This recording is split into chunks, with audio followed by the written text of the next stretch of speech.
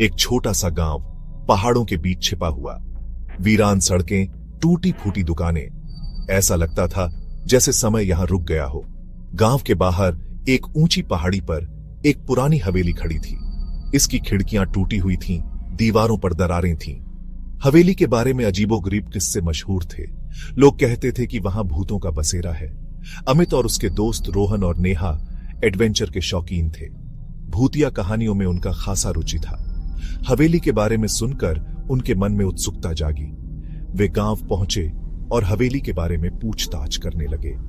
गांव वालों ने उन्हें हवेली में जाने से मना किया। उन्होंने बताया कि हवेली में एक दुखद घटना घटी थी। तब से वहां अजीबोगरीब घटनाएं होने लगी। लोगों ने चीखें सुनी थीं, साया देखा था, लेकिन अमित और उसके दोस्तों ने उनकी बातों पर ध्यान नहीं दिया। सूरज ढलने लगा था। अमित, रोहन और नेहा हवेली के विशाल दरवाजे पर पहुंचे। दरवाजा झंग लगा हुआ था, लेकिन खुला था।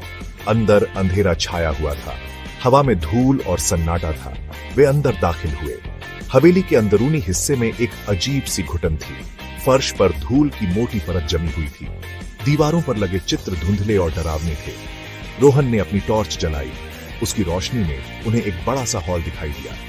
हॉल के बीचों बीच एक सीढ़ी थी जो ऊपर की मंजिल तक जाती थी। सीढ़ियों के नीचे दीवार पर एक पुरानी तस्वीर लगी हुई थी। तस्वीर में एक खूबसूरत महिला दिख रही थी, लेकिन उसके चेहरे पर उदासी छाई हुई थी। उसके पीछे एक साया दिख रहा था, धुंधला और अस्पष्ट। अचानक हवा का एक झोंका आया। खिड़कियां खटखटाने लगी। रोशनी टिमटिमाई और बुझ गई। अंधेरा छा गया। क्या हुआ? नेहा घबराई हुई आवाज में बोली। शायद फ्यूज उड़ गया होगा, रोहन ने कहा। तभी उन्हें एक अजीब सी आवाज सुनाई दी। ऐसा लग रहा था जैसे कोई फुसफुसा रहा हो। मुझे यहां से जाना है, नेहा ने कहा। उसका चेहरा डर से पीला पड़ गया था। रोहन ने अपनी टॉर्च फिर से जलाई। जैसे ही रोशनी फैली, उन्होंने देखा कि तस्वीर में मौजूद साया गायब था। देखा तुमने? अमित ने फुसफुसाते हुए कहा। उन्होंने तस्वीर को ध्यान से देखा। साया वाकई गायब था, लेकिन उन्हें ऐसा लगा जैसे तस्वीर में मौजूद महिला की आंखें उन्हें घूर रही हों। उसी समय उन्हें ऊपर से एक चीख सुनाई दी। आह हा हा! वे तेजी से सीढ़ियां चढ़ गए। ऊपर एक कमरा था जिसका दरवाजा खुला हुआ था।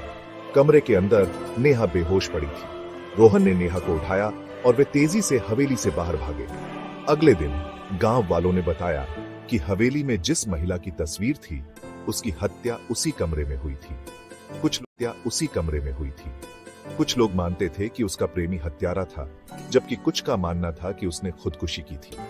लेकिन एक बात तो साफ थी, हवेली में कुछ तो था। क्या वह भूत था या बस उनकी कल्पना? यह सवाल उनके मन में हमेशा के लिए एक रहस्य बना रहा।